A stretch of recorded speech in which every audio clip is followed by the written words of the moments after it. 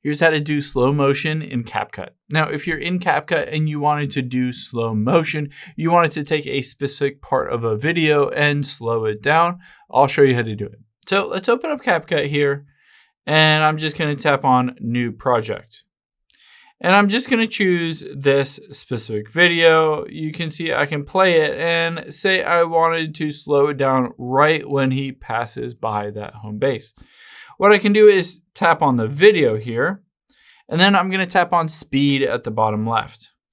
You have one option to just slow down the entire clip. That's the normal, or this curve allows you to choose exactly when and where you're going to slow it down.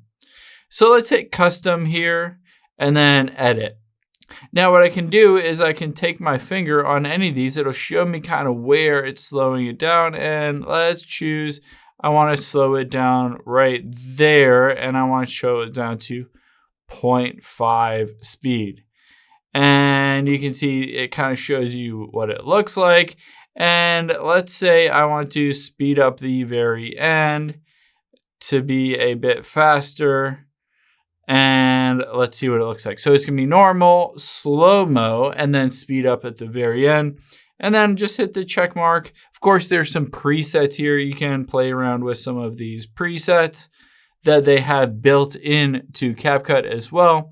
So you can choose any of these ones if that works for your specific video, but they do allow you to customize it so you can control exactly where you want that slow-mo to begin and to end. Hope this helps. If you have any questions on that, leave them in the comments down below, and I'll catch you on the next one.